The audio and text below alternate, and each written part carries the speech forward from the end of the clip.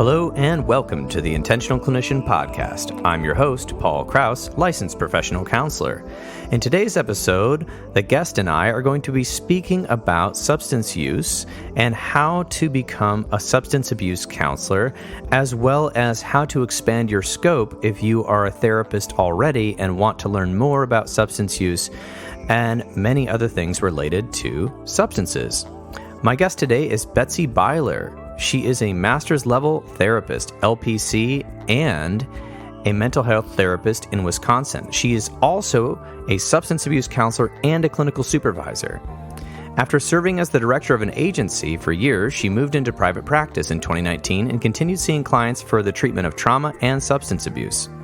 In the fall of 2020, she launched a podcast called All Things Substance, aimed at helping therapists gain the information they need to add substance use to their scope of practice.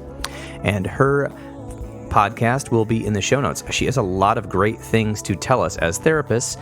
And if you are a person who is not a therapist and want to learn more about substance use, all the various drugs, and all of the things related to substance use treatment, this is going to be the podcast for you. Before we get to the interview, let me tell you a little bit about what I'm up to. I just launched my first online course entitled, For Parents of Young Adults, What Do We Do Now? Essentially, this is a course about working with your young adult or adult child, so sort of parenting adult children. It has 6 modules, and it's for sale right now on udemy.com, and I have a link in the show notes. It also goes over how to navigate the mental health system, addiction issues, boundaries, communication, money, and all the difficult things that parents today are facing with their young adults emerging into the world in a very chaotic time. Also, if you are a therapist and you are wanting to add EMDR therapy to your repertoire, I would encourage you to check out EMDR Training Solutions. I have an affiliation with them, and I am working to become a facilitator for them.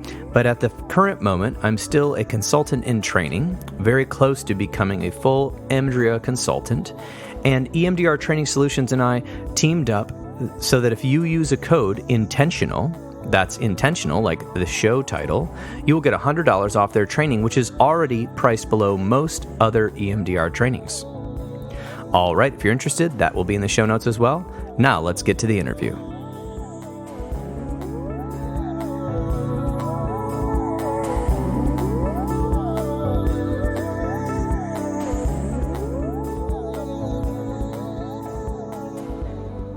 Welcome, Betsy Byler, LPC, to the podcast. I'm so glad to have you on. Thanks so much for having me. My pleasure. So I've been excited. We've been corresponding for a while, and I'm excited to hear about your podcast, All Things Substance, and your work with people that have struggled with substance use issues and kind of connecting that with mental health. And it looks like you're educating not only people in the community, but you're educating clinicians as well, which is well needed, especially as the world of substance use and research is ever changing, but also the amount of substances available and different types are changing as well. Yeah, I really have found over the years that we don't, as therapists, get what we need in terms of substance use education. And there really isn't a good reason for that. I don't think it's any big conspiracy why our programs don't really cover it. It's just that they don't. And I think most of us find out when we're in practice that we're missing things and we have to make it up. It's sort of, you get what you need in grad school, and then when you get into the day-to-day, you find that there's some holes in your education. Absolutely. I did find that in my education as well. I think I only had one class on substance use, and it wasn't as comprehensive as I would have liked. So actually in my second position, I was doing about 50% substance use counseling. And so I had to go to a lot of classes on that to learn about it. There are also certifications people can get as well. I didn't end up getting a CAADC credential, but I did become an adolescent and community reinforcement approach trainer, which is a motivational interviewing type program for adolescents who are using marijuana and alcohol and kind of some of the lesser of the substances, I guess, in the categories according to the feds. So I did do that, but it took me a while to really learn about how it affects the brain as well. And I think there's a lot of interesting research out there about that. So I guess I'm just curious, how did you get into, post grad school, deciding to learn about substances and how they affect people? Well, I'm actually in recovery myself, and I've been sober since 96. But I didn't find recovery through any of the kind of regular channels. I got sober really early, but that isn't because it wasn't severe. I'm just a good addict, I suppose, and did everything, did all the stuff I was doing all at once. I found recovery through getting rid of friends and getting involved in different activities. It wasn't until I was out of grad school that I realized that I had no idea what I was doing in terms of working with people who had substance use, whether it was addiction or they were still in the abuse frame of mind. I had always planned on working with adolescents who are using substances, mainly just because of my own experience. I saw 9 therapists in a row until the 9th one. And it wasn't 10 because of who the 9th one was. And it wasn't 8 because that guy and I didn't mix. And some of it, I think, was me having attitude. And some of it, I think, was they just didn't know what to do with someone like me. And my 9th therapist was named Betsy. And I loved her. And I cannot tell you what she said to me. I don't remember. I remember how I felt, though, about her and about feeling like I could talk to her. And so that sort of sparked my thoughts about, I could do this. And so when I left grad school, I went and worked at a residential treatment center for adolescent girls. So it was like a 45-day deal. And the girls there were coming in with some pretty significant substance use issues. And I found that all of the bachelor's level counselors knew way more than I did about treating substance use. And I honestly thought I had kind of dodged a bullet there. I was grateful that I had a chance to learn and that I had kind of a small audience seeing me learn. I thought that I was maybe one of the only ones who didn't really know what I was doing. It wasn't until I moved into an outpatient role that I recognized, I'm not the only one who had no idea. And I would be in staff meetings and hear therapists say, that's substance use. I can't do that. Or that's not within my scope. And so hearing that you were willing to see about 50% substance use is kind of a big thing, because I think a lot of people feel like they aren't equipped or they aren't going to be good at it. And so the trouble is we have a lot of therapists who might miss the substance use or might have to refer out. And it's sort of our thing, right? Not to want to practice out of scope. Like there's very few things worse than practicing out of scope, except maybe sleeping with a client, right? Like there's really not. That's the worst, but yeah. Right. One of the exactly. worst. But I mean, if you think about the bad things, breaking confidentiality, poor boundaries, and practicing where you shouldn't. And so as I saw these therapists that I worked with who had been in the field a while, had good experience, were decent therapists, have no knowledge in this area, I felt like, okay, people need to know. And so when I became the director, I was training therapists and supervising and interns for about 12 years and made it my mission for all of the therapists that worked for me and all of the interns that came through that when they left, they would at least be more competent in working with substance use than they had been previously. I ran a chemical dependency program and a mental health program and ran them together so that they worked really well together. So that's kind of how I wound up in the substance use space.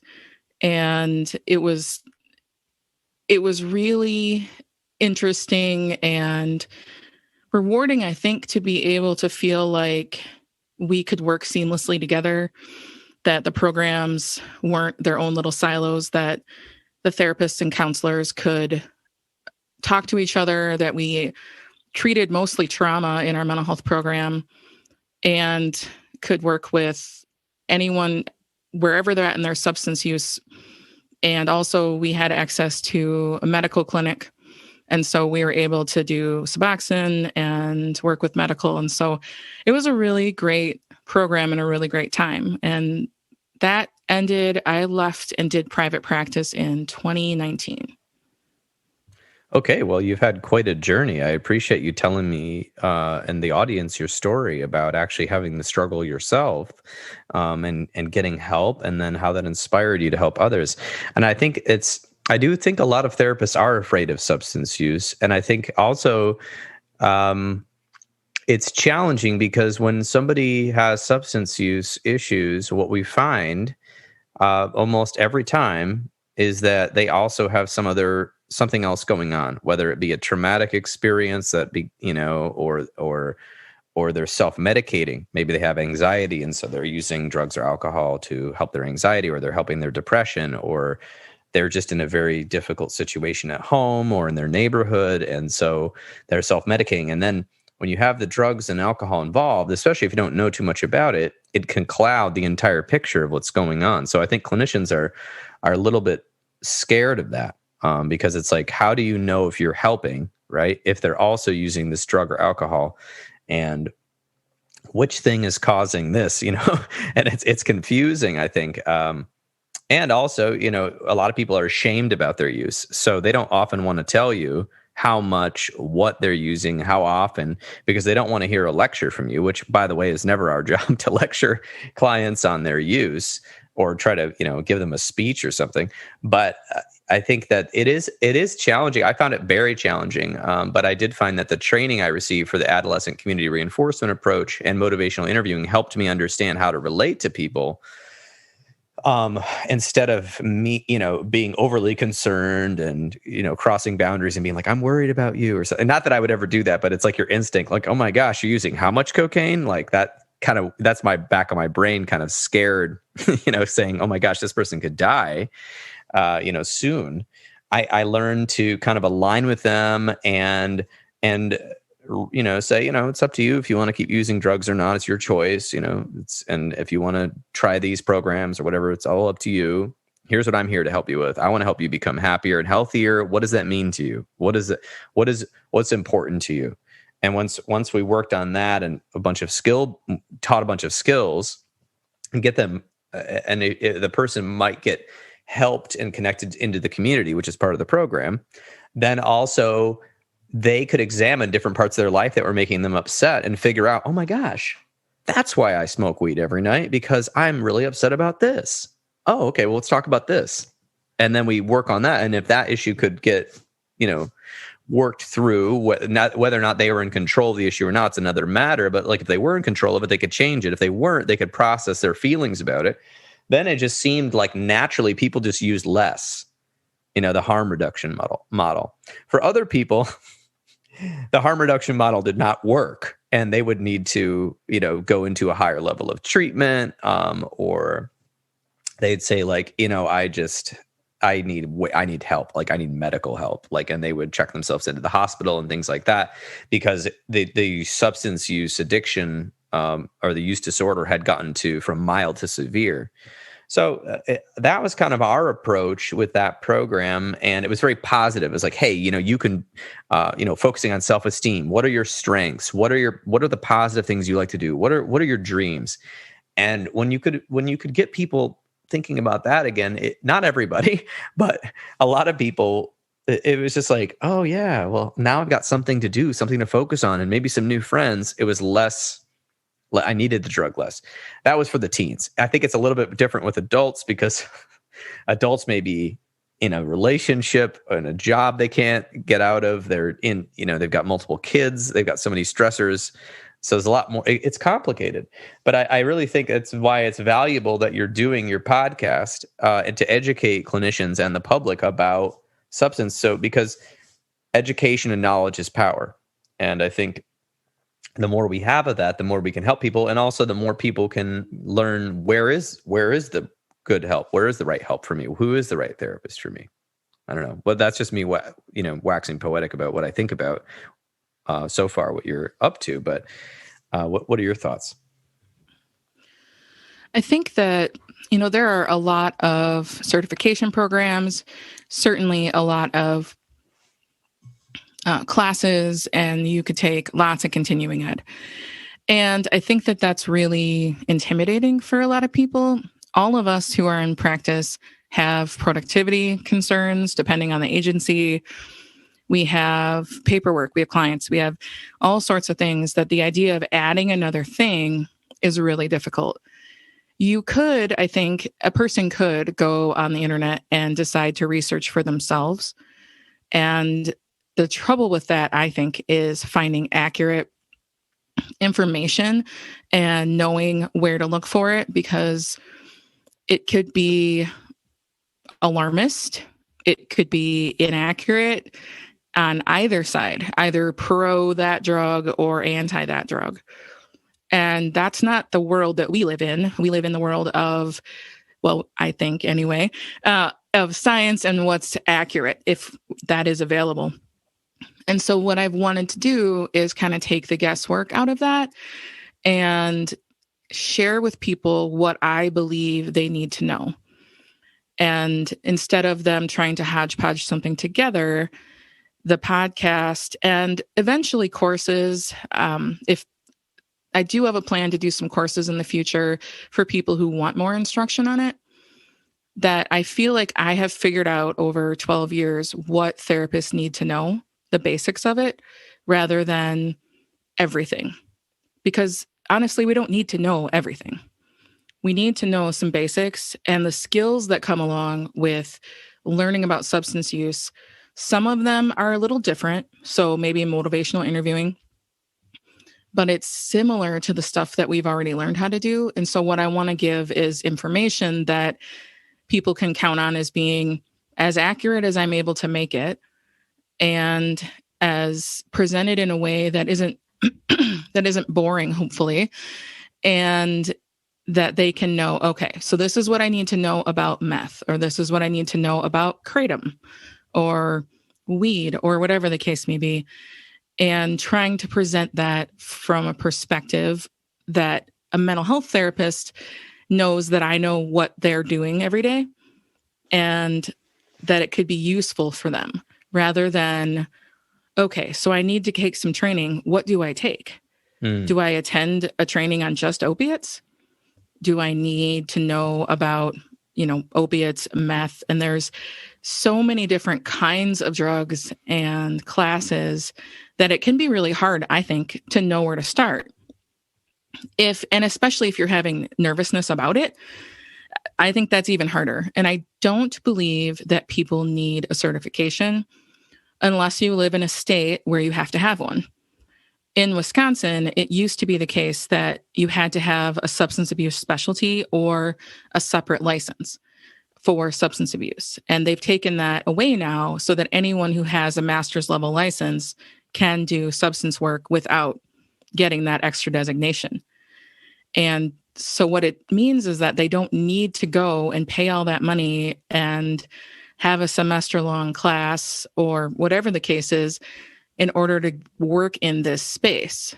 I'm trying to appeal to people who are post-license, but in the field probably less than 10 years. And I'd love to reach people who have been in the field longer, but I find that some of us who've been in the field a long time get a little stuck in the ways we do things. And so I'm hoping to reach them a little earlier when they're feeling overwhelmed and having that sense of, oh my gosh, like I did not know this was going to be happening. And, even that sense of being an outpatient therapist in the beginning and realizing you're going to get clients all over the age spectrum, all over the problem spectrum, and you have very little say over what's happening. So I want to meet a need and encourage them to start and make it part of something they're capable of doing so that ultimately they're better equipped and better equipped to help their clients and not have to refer out at the first sign of substance use. I think that is a very great, admirable task you're taking up. I do believe that you're correct that you do need to know information about the drugs, but you don't need to know everything about the drugs. You kind of just need to know the basics of how they react in the body, what the addiction level is, what the lethality level is. I don't know. This is just my thoughts. I'm not sure exactly what you think people should know, but as long as you know something, right, that can, and then you're able to talk to your client about that, that can help them and also assess risk level better versus just referring out. That is sorely needed. I remember I went to a presentation once about, oh my gosh, it was like 4 hours long, and it was all about every synthetic drug ever. And it was like the molecules and what the police do and how they're tracking it, and then how we should be aware of this and how this synthetic and that synthetic. And that was in Phoenix. And I was like, oh my gosh, this is overwhelming. This is almost like a whole nother career. I'm not detoxing people off these things. I'm glad I know what K2 is, and I'm glad I know what bath salts are, which are not something for your bathtub. I'm glad I know, all these different weird synthetic drugs and how they're making them. But honestly, like, I don't know how this is going to help me. Whereas if I go ahead. I think that there is so much we could know that honestly, we don't need all of that. So yeah, for synthetics, main ones are K2 and bath salts. And I do think we need to know what it is, how prevalent it is, and if it's going to kill you. And, in terms of, yes, of course, we need to know how addictive it is. But as for our job, if someone's using, it does make risk assessing totally different because you have a whole new level to understand what you're dealing with. One of the things I did was create a treatment planning tool that people can download for free that helps assess, helps the therapist look at a client and think about where they're at, what their needs are, why they're using, and how immediate it is that they intervene. Because in some ways, we don't need to intervene right away. If someone's smoking meth, yeah, that's a problem. It definitely could kill them. And that's not a level 1 lethality. Heroin, opiates, 100%. That can kill them this evening. Mm-hmm. Right. And yes. So that is a different story. And so even though meth is awful and probably, I think I believe it's probably the worst drug, that I think that our issue is, are they going to be allowed to come back to that?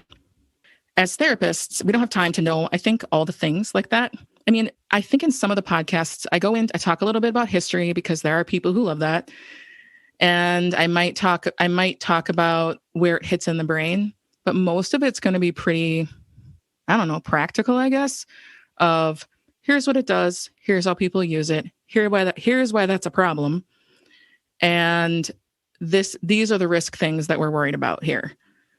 Eventually, I want to get into doing stuff about recovery and treatment and those kinds of things to try to help flesh that out a little bit.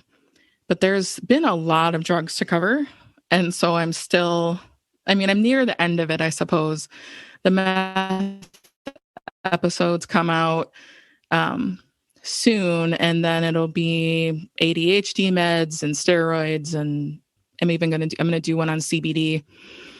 Not that CBD is necessarily addictive, but I think it is in the wheelhouse of things that therapists are interested in. Absolutely. I think that it sounds like that's a very good mission you're on. So you're educating the basics about the drug. And I do think that's one of the most interesting trainings I ever went to that was most helpful was the American Society of Addiction Medicine training. And that training helped me understand, is this client somebody I can see for substance use at an outpatient once a week or twice a week level? Yes. Okay, wait. This drug, this level of use. No, it was very concrete. And I mean, obviously they didn't offer that much education about the background of the drug and why and all of that. But for me, I just printed out this chart and I was like, okay, This level of heroin use, okay, I need to definitely refer them to a program that specializes in that, right? But this level of marijuana use, okay, I can take that. Or this level, even the meth. Like you said, meth isn't going to kill you right away, but it destroys your brain and your entire body pretty quickly. And you just die of other things, unfortunately. But yeah, it was very eye-opening to me, and it took some time to understand it. But I do think that I do see that aversion that therapists have, and I think it's important that we actually help people get more educated, especially a lot of therapists who aren't quote unquote substance use therapists, that they don't specialize in that, because drugs. One of my mentors said, we're living in the drug age. He said, people think of the 60s and 70s as the drug age. He's like, that's not the drug age. He said, now is the drug age. I mean, more drugs than ever are available, that you can get them easier. There are more alcohol available than ever. There's people are making things in their houses. I mean, this is like, we are in an unprecedented availability of substances to alter your mind and your body. So, and people are stressed out because of various geopolitical situations, the pandemic, all of these things. And when people are stressed out and they don't know what to do, and they're not connected, and they're not, what an easy thing to alter your mood or help you feel better is a drug. So we have to understand that as therapists, even if this isn't our favorite thing to work on, this is going to be becoming more and more and more prevalent in our work, even with a regular outpatient place that doesn't specialize. Now, obviously, there are places that specialize, and they know what to do with heroin. They know what to do with meth. They know what to do with opiate pills. And those are very dangerous substances that need to be taken very seriously, very quickly. And that's good that we have those places. But what about the people that are just drinking too much? And what about the people that are smoking weed too much? And what about the people that are taking like Adderall pills and things like that? Like, what about those things? So there's a lot going on with all of that as well. So that being said, I'm wondering, what is something, it sounds like you're having a mission to put all the podcasts and then eventually make a course. What is something that's you've been finding interesting lately about your work in this field? Is there anything that you've been really passionate about lately that's been catching your interest? I've started a new series, 2 of them actually, that's part of the main podcast. And one of them is bringing interviews of people who are in recovery, who are in our field. So therapists like myself who are in recovery and also know how we do our work. And what's been interesting is to hear them talk about their experiences with therapy in a non-therapist way. So they were in treatment or had different therapists that they saw, and just hearing what that experience was like. And also trying to encourage them that both of these women were saying, I've only done 2 of these so far, and both of the women said that they don't believe that people need to be in recovery in terms of have been an addict or an alcoholic in order to do this work.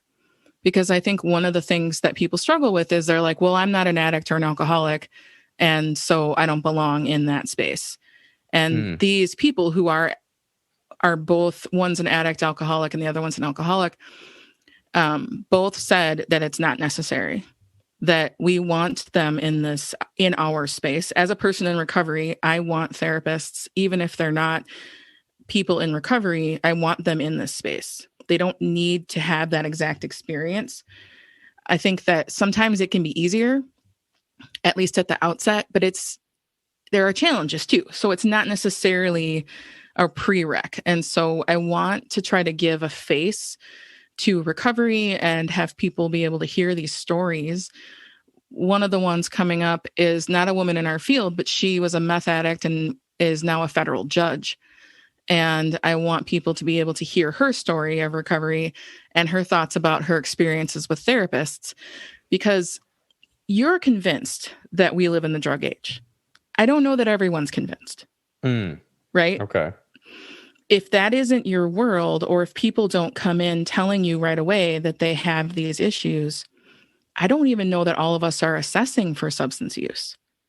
because I don't know that it occurs to them unless someone, or they ask them like just a basic question and then they move on. But I know over my career, I've had a lot of people come through the mental health door, so to speak. And then I find out they have a substance issue. And it's secondary. Like they don't tell me that right away. Most people don't walk in and be like, I smoke weed all day, every day. Or, I use cocaine in order to get out of bed, or whatever the case may be. And so I think part of it is trying to help, I guess, convince or shed light on why this is their business. Why, as therapists, it's our business. It's not just the business of chemical dependency counselors, but that it's in our manual, literally. And just because we didn't learn it doesn't mean it's somehow not our business and not our job. And I want to, I guess, part of it is, why am I telling this information? Why do they need to know? And then trying to encourage people that this isn't as difficult as you might think. And you really, really can move into this space. So that's kind of where I'm passionate about at the moment, is trying to find ways to connect with personal stories that give people some hope that people do recover, because it is really hard to watch people relapse over and over, and trying to, I guess, encourage them that it really is something they can do. That is great. Yes, I do believe that information is well needed. And I do think that part of our ethics dictates that we're assessing for risk level. And what is more risky than somebody using drugs and alcohol every day? It's not just about suicide. I mean, suicide and homicide are definitely big risks, and those should be on all of our intakes. But asking a few more pointed questions about alcohol and drugs is an important way, and is an important thing to do. And also, the style and learning how to ask it in a way that doesn't cause someone to be so defensive. I mean, not that we can control their defense, but that we could ask it in a way that sounds non-judgmental, and so they know that we're aligning with them. And again, you're right. I mean, not everybody wants to tell you, but what I've heard a lot from just people in the medical field, that doctors, is that, and I've seen this with clients as well, is that a lot of people have been misdiagnosed due to their substance use. So, for instance, people that have been in manic states may have actually taken hundreds of milligrams of Adderall and driven themselves into a manic state and are in a manic state, yet the doctor doesn't have this knowledge that they're on Adderall. And so the family is thinking, oh no, we just have a bipolar case in our family. Darn, like we better start medicating them for bipolar. And it's like, hold on there. Did we know that they recreationally use Adderall and cocaine and meth? And that I've seen that more than once in my own, trajectory of what I've seen. And so it's a tough issue, but I do think that we as therapists have to take our ethics seriously and make sure we know things, because it is in our scope. And yes, if you're afraid of it or you don't know what to do, you should refer out. But what could you do with people in your practice that are appropriate for outpatient treatment? You could possibly change their life if you're willing to do a little bit of extra education on this. So I think for therapists, we want to inspire them to do this. And I think another important thing to talk about would be recovery. So are you okay delving into a little bit about what is recovery and why is that important, and what does it even mean in terms of the brain and the body and people? So I think there's a difference. We talk about being sober, and that there's a certain connotation to that. I am a abstinence-based recovery person in my personal life. I cannot moderate. It is not in my DNA. And recovery is a spectrum and a process. And so I don't require abstinence for everyone and their brother, right? Like it's not my job to define for them what recovery is. There are certain realities about addiction that makes moderation difficult for I believe, true addicts and alcoholics, as opposed to those who have abused substances and struggle with it. And so what I mean is that if someone drinks and they get to the place where they're drinking and they're starting to get withdrawal symptoms, that's a problem and that's not normal. Typically, I'll just say that's not typical, but that's not an normal experience. I happen to live in a place where drinking is super normal. In fact, you can take your teenager to the bar and they can drink. And I've had a 15-year-old client of mine go on a bachelorette bar crawl and got hammered drunk, and that's super normal here in Wisconsin. Oh my. And they get very touchy if you comment on drinking. I think Newsweek a couple of years ago had like top 10 party schools, and like 6 of them were in Wisconsin. So, but people who've grown up here, they don't know that their drinking's not normal. Anyone who moved here from a different state, though, is like, oh yeah. I mean, it's not like we don't have drunks in Chicago where I grew up, but it's not like this. And so it's a really different experience. And so we're treading really carefully when we ask people about their drinking, first of all. That means that if they're going to get into recovery and if they're not able to moderate, there are a lot of challenges for that, especially with men, because it is hard for men to join together as easily as it is for women. So for instance, I could be in a park just, I don't know, looking at my phone. I could see another woman and strike up a conversation, and I could ask her to lunch, and that's not weird. But there you go. If a dude is in a park and sees another dude and walks up to him and asks him to go to lunch, like, that's not typical. And men have a harder time. And I think especially in cultures like where we are in the North Country, it's just harder. Because if they're not going to church and they're not going to the bar and they can't, it's not about like the sports and hunting and all those kinds of things, they have a hard time finding recovery because it means they can't hang out with pretty much anyone. Eventually, you can hang out with people who are using if that's something that you want to do. But in the beginning, it's super hard. And so when we're talking about recovery, sometimes we're talking about harm reduction, which is not abstinence-based. So somebody who's going to try to moderate their drinking or their use of weed or pills or whatever. I mean, there are things I don't believe can be used recreationally permanently. Someone might be able to use them recreationally for a time. I've had plenty of people tell me that they use meth recreationally, and I'm like, oh yeah, I don't know about that.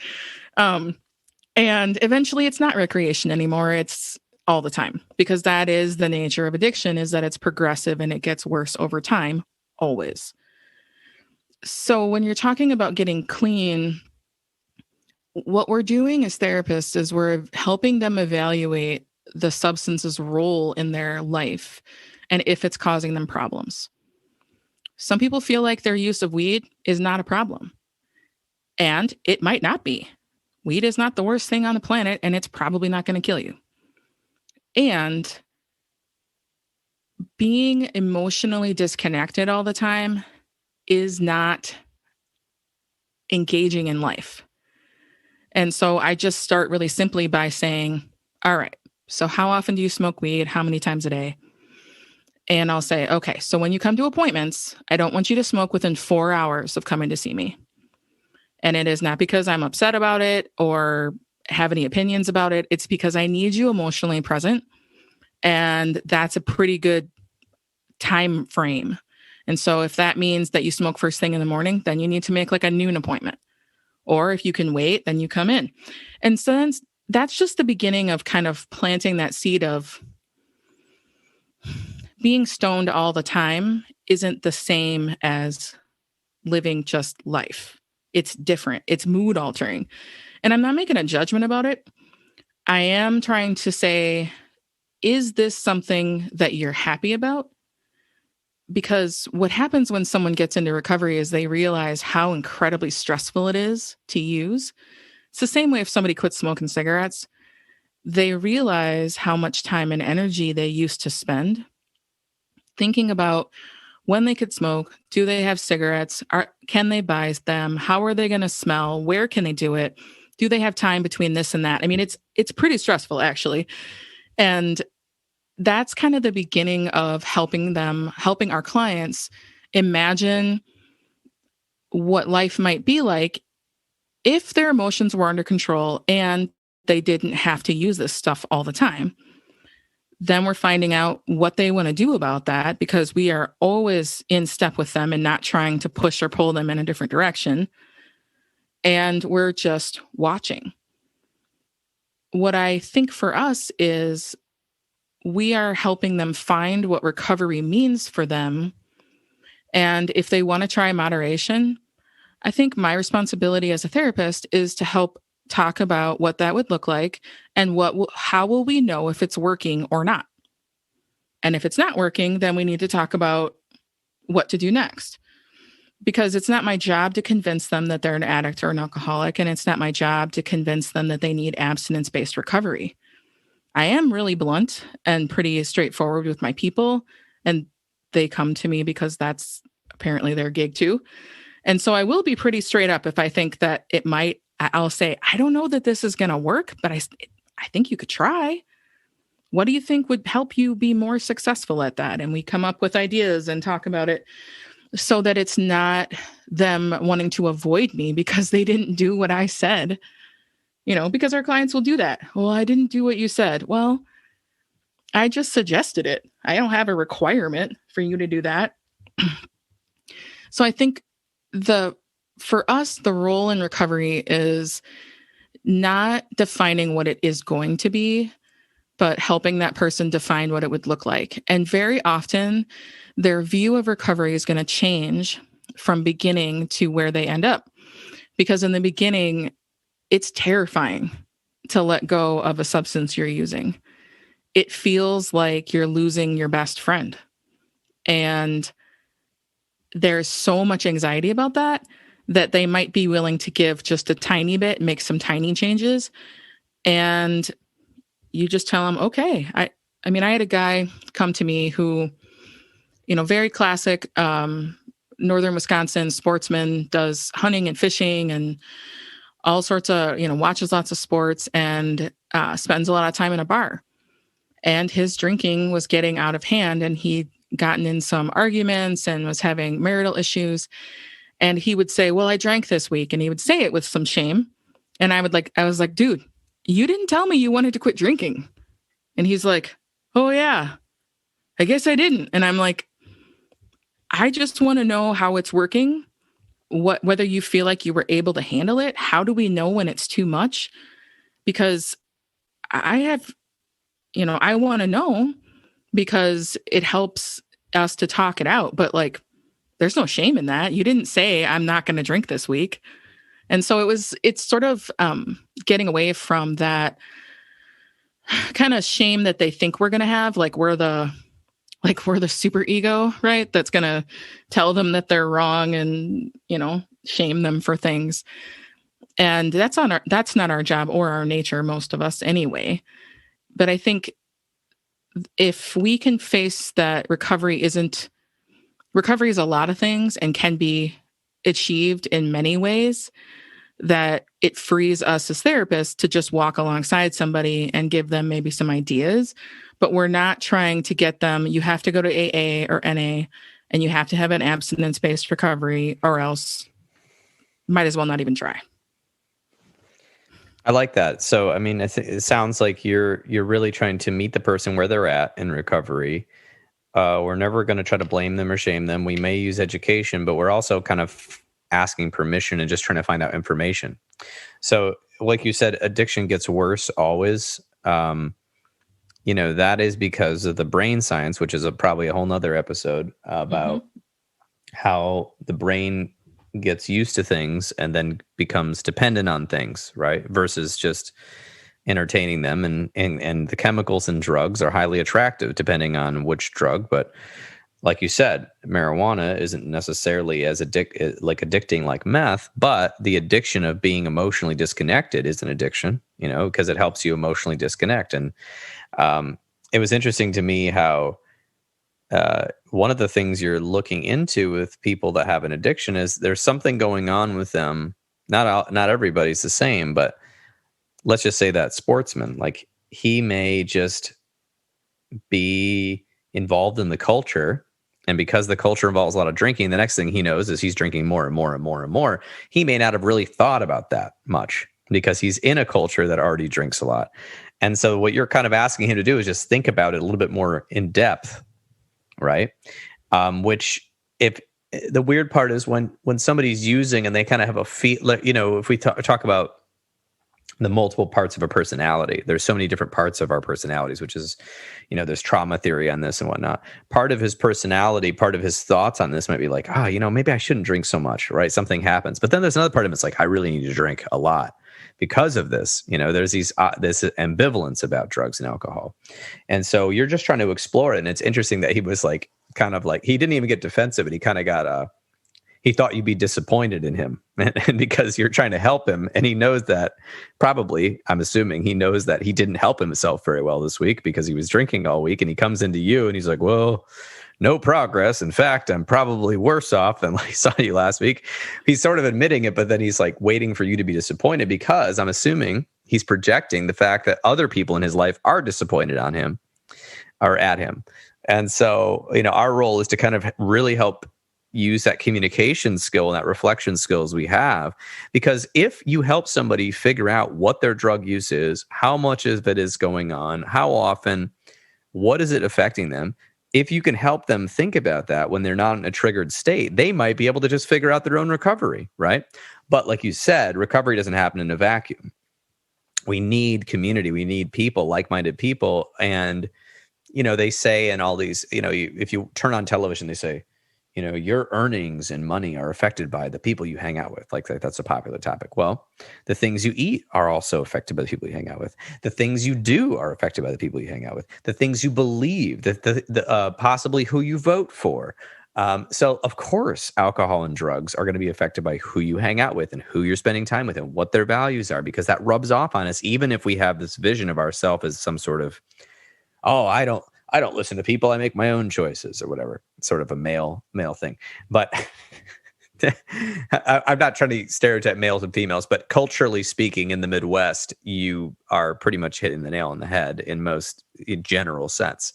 And so that idea of just sort of getting into what is actually going on can actually be freeing for a person. But then again, we do need that community. I mean, most people need a community to have strength, because if you're fighting your own brain and body is saying, we need this now, we need this now, we need this now. It's sending you those signals that are unconscious.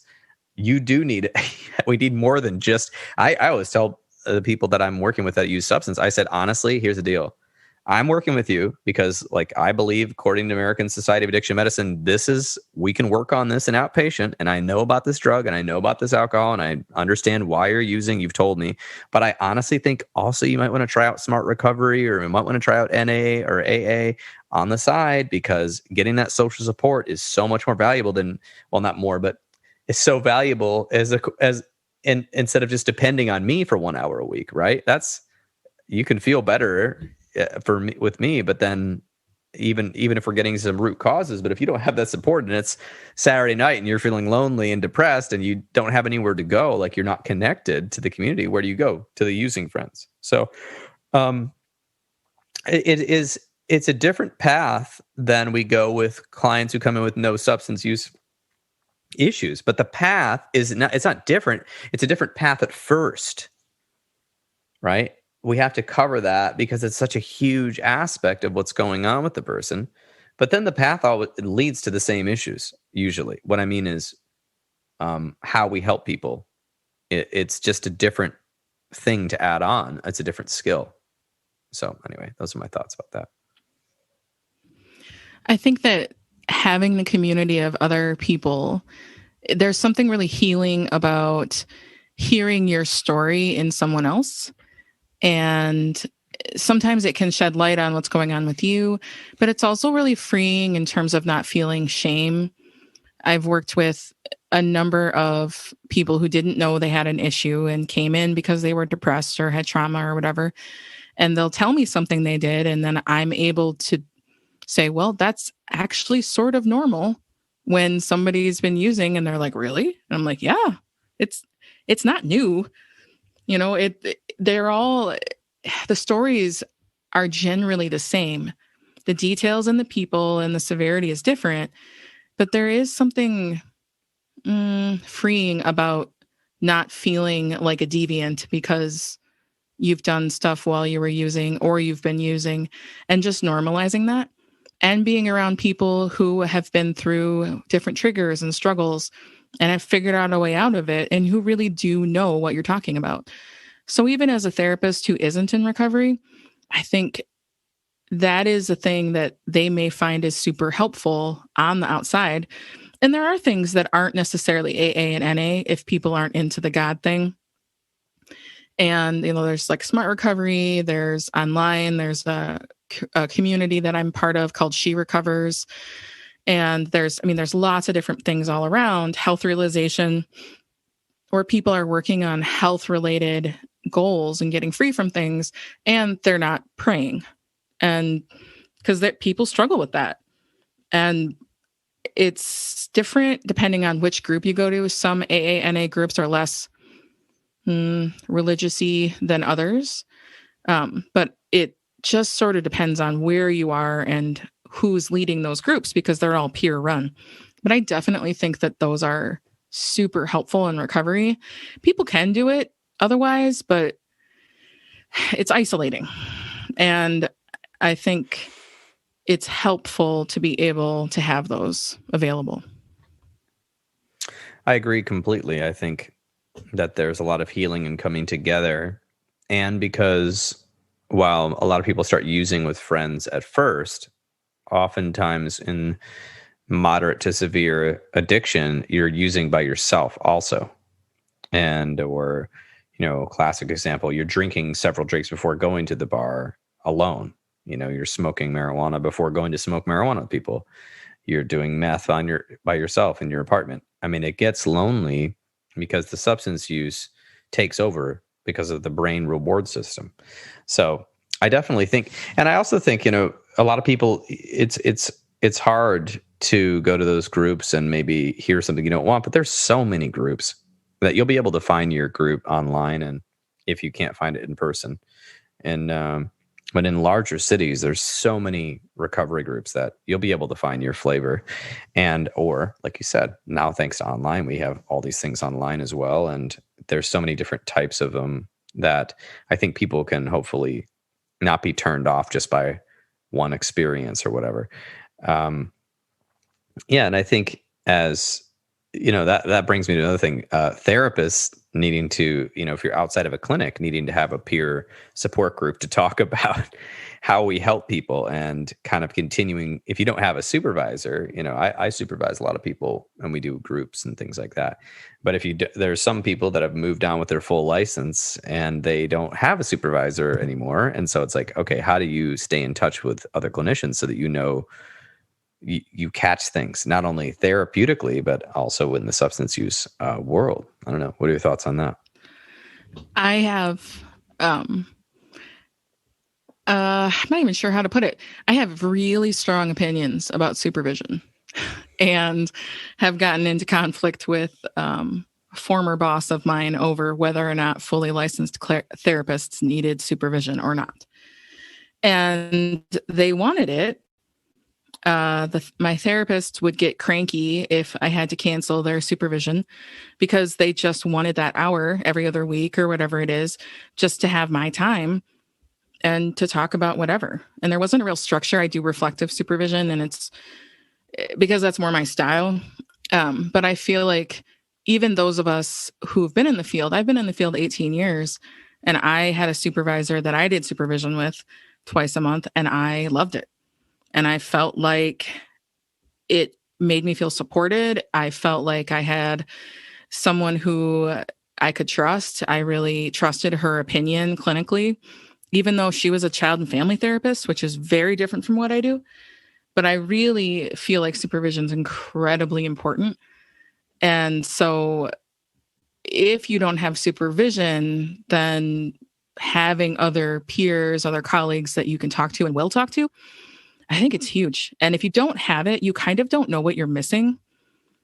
If you had it before, you recognize it when you don't, because that's really hard. But I've had supervision up until a year ago, every year, every month at least. And it's just because of what we do that can be really difficult and isolating. And so I think, especially if we're moving into an area that is a little new for us, like when I trained in EMDR, we did consultation group for a year. And I had individual and group consultation for EMDR with an EMDR certified therapist so that I could be checking in and saying, am I doing this right? Is this really what I'm supposed to do? Or how do I handle this? And I definitely needed it. I wouldn't train in EMDR for years because I thought it was a bunch of voodoo magic. And I was like, I'm not doing this. This is too woo-woo for me. And what I found out is that I had clients that needed more than what I could do. And their trauma was too severe and I needed more. And the research is really solid. And so I went through training, but I definitely needed that consultation. And I think with anything we're learning that's new, having that consultation is helpful. I think as therapists who have our full license, that can be challenging. Now, I know in Michigan at one point, you had to have supervision forever if you were a master's level therapist. Is that still true? I believe that is for limited licensed psychologists. For LPCs and LMSWs, you do not. But you are held accountable that if you're doing something out of your scope or you're messing up, it's on you. So you might as well get continuing education and supervision because, you could drift from protocol, and everyone does. If you don't, not necessarily in a large way, but you might drift a little bit. I've been doing EMDR since 2009 because I was in Arizona where it was much more prevalent than it is here in the Midwest. Now, and then I went through to become EMDR International Association certified, and now I'm becoming a consultant and all of that. But even by teaching it, I learned that I was like, I'm teaching basic protocol, and I know a lot of advanced stuff too. But we were doing a group the other day, and it was just a minor thing, and I had it wrong. I was like, oh yeah, when you go back to this thing, you only ask these questions. You don't need to ask all of these questions. And it was something so minor that it wouldn't actually probably hurt a client's experience at all. But I was like, oh my gosh, I totally forgot that. And I'm the teacher here. So it's like important to, it's important to review stuff because you want to combine your personal style with the way you do EMDR and the way you do substance use therapy. But we need to get those reminders of, oh, that's right. There was a little detail I missed there, and because that's important for our clients and of course our development as well. So it's just like recovery. I think therapy, becoming a therapist and going to therapy is also a process because there's no perfection in it. It's you keep getting better, the more you work on it.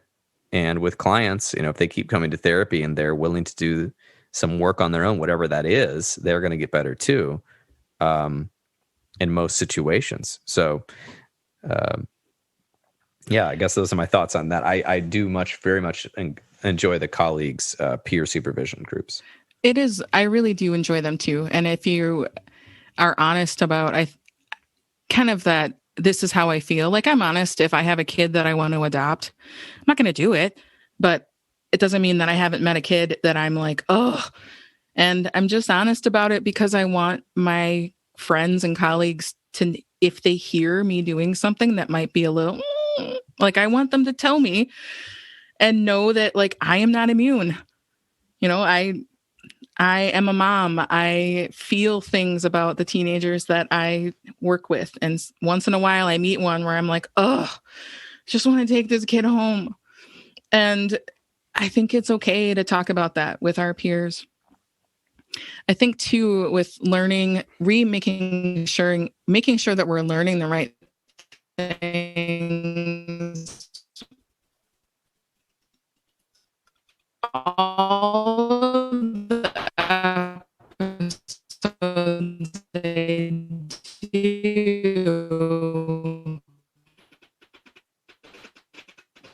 have a bunch of links that people can go to because I have researched all. Is that right? Did I say that right?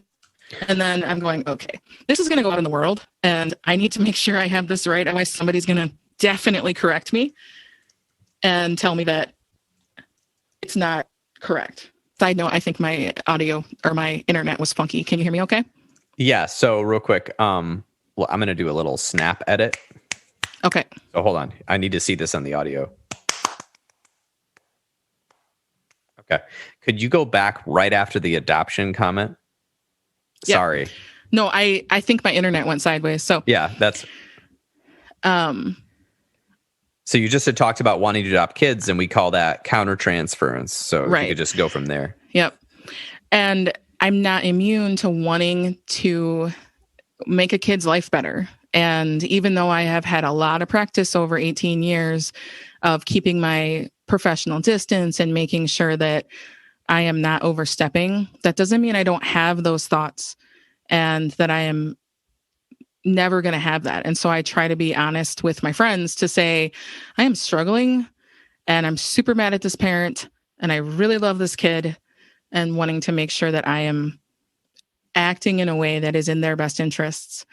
And that's part of the reason I love having colleagues and supervision to be able to do those things.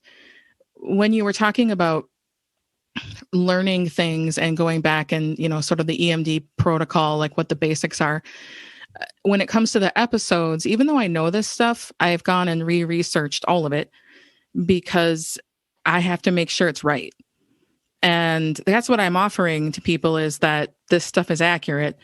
And if it's not, that's not helpful for people. And so it's as accurate as I know how to make it, and wanting it to feel like the therapists can trust me, that I'm not coming from a specific agenda unless I tell them I am. Because I'm really clear about this is opinion, this is fact, here's my bias, so that they know where I'm coming from. And because I think that as therapists, once we get fully licensed, we're kind of on our own a lot of times. And there isn't always a sense of community in every agency or in every job. I think there's just a lot there.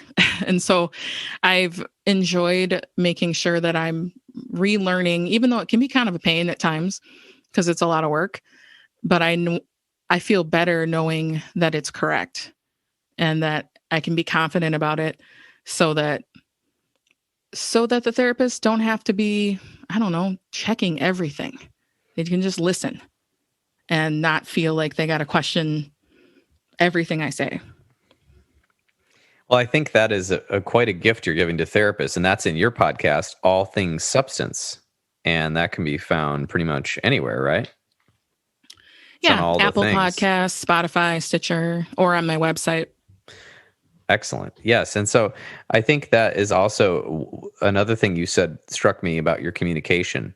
As the mental health experts, we do have facts, but we also have opinions based on our experience. And I think differentiating those not only for colleagues, but for clients and say, hey, this is what I know about this.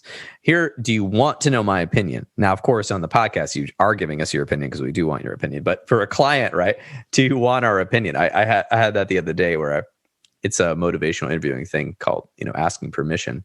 And I realized that sometimes our clients don't want our opinions. But when I ask, hey, would you like to know what I think about this based on my experience? I often get, well, yeah, actually I would.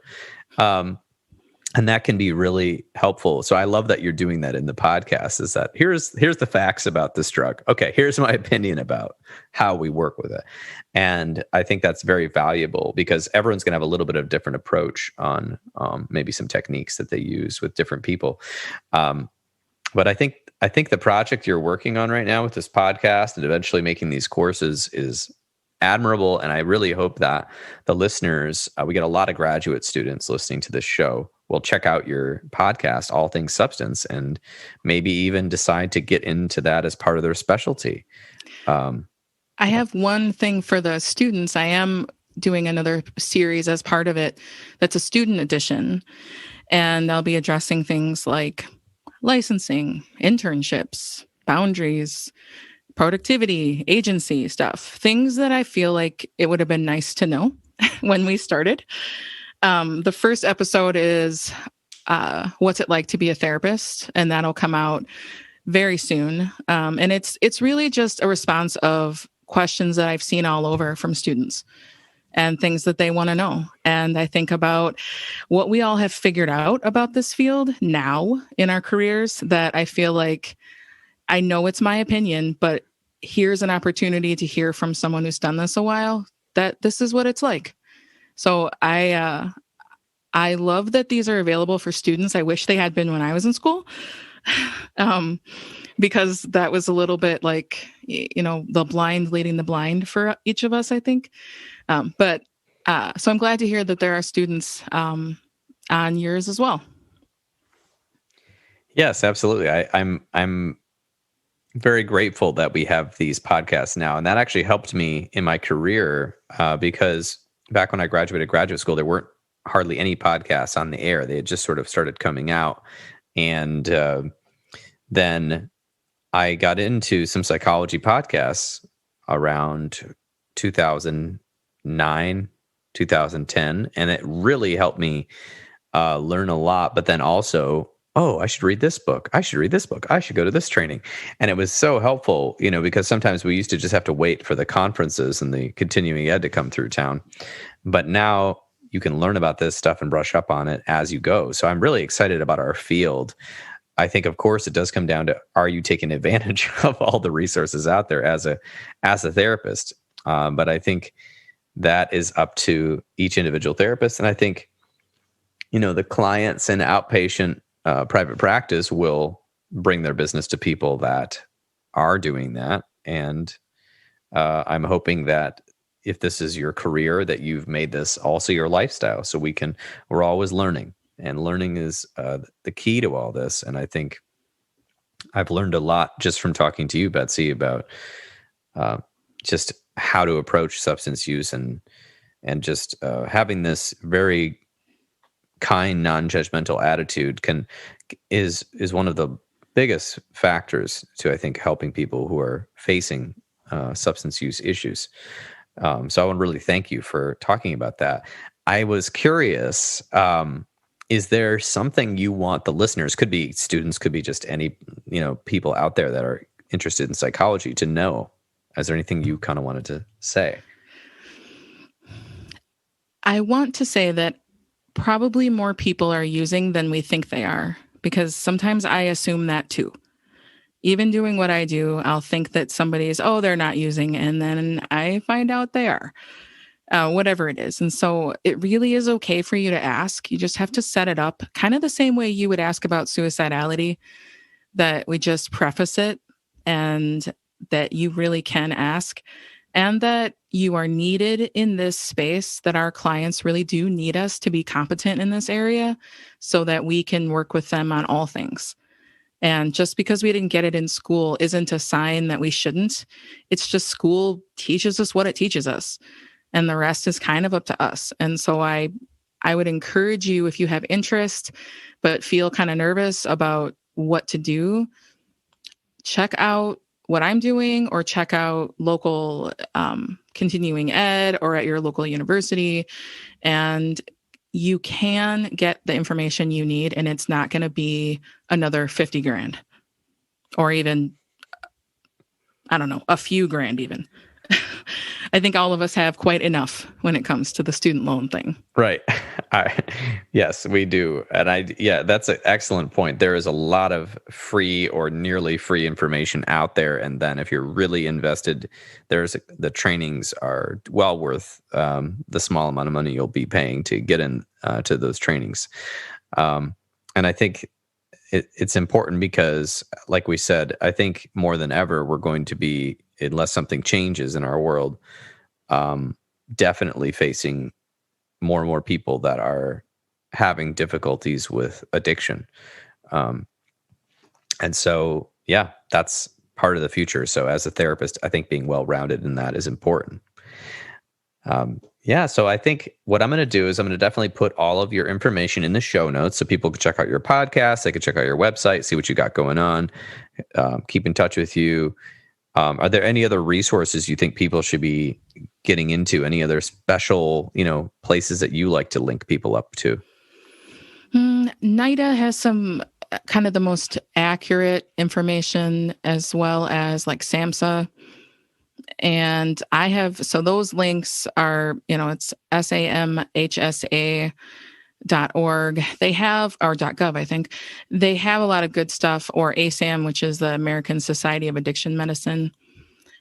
Every show note of mine has links to different things. So if you need that, and I guess even if you're not fully into this space, if you go to my website to resources, there's a treatment planning tool that you can download, and it helps with case conceptualization and doesn't cost anything. I just want you to be able to have a guide to kind of help you think about where should you intervene and when, or if, for that matter. I like it. And all that will be available in the show notes. And so, Betsy, I really appreciate you coming on the show, The Intentional Clinician. It's been my pleasure to have you on, and keep up the excellent work. Thanks so much for having me.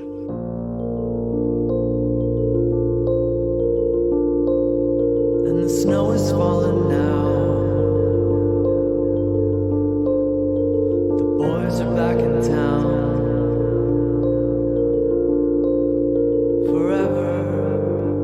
And there you have it. This has been another episode of the Intentional Clinician podcast with your host, Paul Krauss. I surely enjoyed my talk with Betsy today, and I hope you did as well. I'm definitely going to be checking out her podcast, All Things Substance, and checking out her website to see when her courses are finished, because there are a lot of things about certain drugs that I think that I would love to study again and find out how they might be affecting certain clients and or people I know. So a lot of good information in there. If you are looking for an EMDRIA consultant, I am now an EMDRIA consultant in training and can provide 15 of the 20 hours needed to become EMDRIA certified. You can find out more by emailing me or checking out my website, counselingsupervisorgr.com. If you're in need of counseling, don't hesitate to make an appointment with a local counselor in your area. You can also make an appointment with the excellent clinicians in the Grand Rapids area at Health for Life Grand Rapids and the Trauma Informed Counseling Center of Grand Rapids by visiting www.healthforlifegr.com. The recording you just listened to consists of the personal opinions of Paul Krauss and his guest, and while these are based upon literature they have read and their experience in the field, they should not be viewed as a definitive opinion on this or any other subjects. Listening to this podcast is not a substitute for treatment. If you are in a crisis, please call 911 or the National Suicide Prevention Line at 1-800-273-8255. Are you a young person of color feeling down, stressed out, or overwhelmed? Text Steve, that's STEVE, to 741-741. That's 741-741, and a live, trained crisis counselor will respond. Did you know that you could support your local bookstore by shopping on www.bookshop.org? That's right, you can support your local brick-and-mortar store by shopping online. As you know, I just released my first online course for parents of young adults. If you know somebody who is struggling with their young adult relationship, this may be the course for them. It is quite affordable and full of a lot of information that I have gained in the last 14 years of practice. I'll have the link for that in the show notes. Remember, if you are a therapist trying to become EMDR trained, check out EMDR Training Solutions. And if you use my code INTENTIONAL, you'll get $100 off your first training. If you are a therapist and you are not involved in your local therapist groups such as the Michigan Mental Health Counselors Association or Arizona Counseling Association or one of the other counseling associations, please join and at least pay the dues. This will help increase the availability of quality mental health services statewide, and education for the public, promoting best practices, and most importantly, working to keep licensed professional counselors and other mental health professionals accessible by the public. There are a lot of troubling political things that happen with our licensure as therapists and money and Medicare and all of these difficult things with insurance. And honestly, we need your help, even if you just pay the dues, to make sure that our profession continues to have quality counselors getting trained is able to be reimbursed by insurance, is able to be supported by Medicare, which it's currently not, and other things so that we can actually start integrating mental health services and prevention into doctors' offices and schools and other things like that.